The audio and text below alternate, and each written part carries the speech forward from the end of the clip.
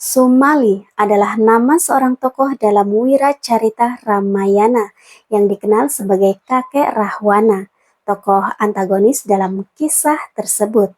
Sumali memiliki kakek bernama Mali dan adik bernama Maliawan. Ketiganya mendapat anugerah Dewa Brahma, sehingga memiliki kesaktian yang luar biasa. Namun, kesaktian tersebut disalahgunakan untuk menaklukkan kahyangan. Akhirnya, mereka pun dikalahkan oleh Dewa Wisnu dan terusir dari kerajaan Alengka.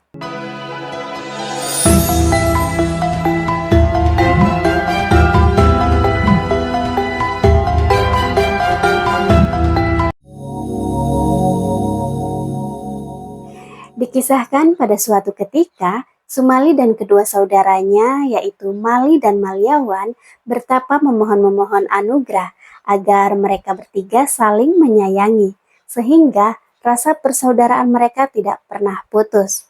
Serta mereka juga memohon agar memiliki kesaktian luar biasa, sehingga tidak ada orang yang mampu menaklukkan mereka. Permohonan tersebut dikabulkan oleh Brahma, sang dewa pencipta. Akan tetapi, kesaktian tersebut justru disalahgunakan untuk menyerbu kahyangan. Sumali dan kedua saudaranya menaklukkan para dewa dan datya. Dengan kekuasaannya, Sumali meminta Wiswakarma agar membuatkan sebuah kota indah dan megah. Wiswakarma terpaksa memenuhi permohonan tersebut dan membangun sebuah kota bernama Alengka. Sejak saat itu, Sumali dan kedua saudaranya hidup dalam kemewahan di kerajaan Alengka.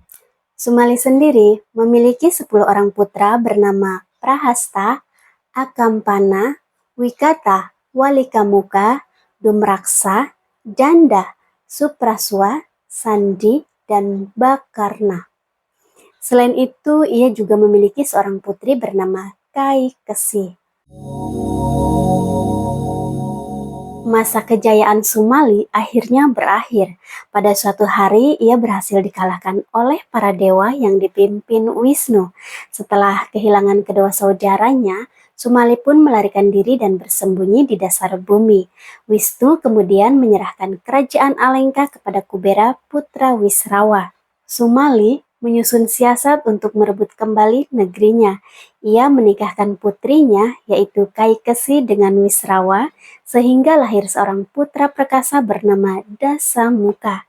Setelah dewasa, Dasamuka berhasil merebut kembali tahta Alengka dari tangan Kubera, kakak tirinya.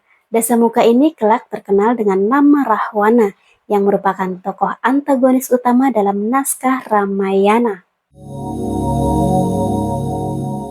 Versi pewayangan, terutama yang berkembang di Jawa, mengisahkan cerita yang sedikit berbeda. Sumali versi ini disebut Putra Puskara, keturunan Hiranyakasipu, pendiri kerajaan Alengka.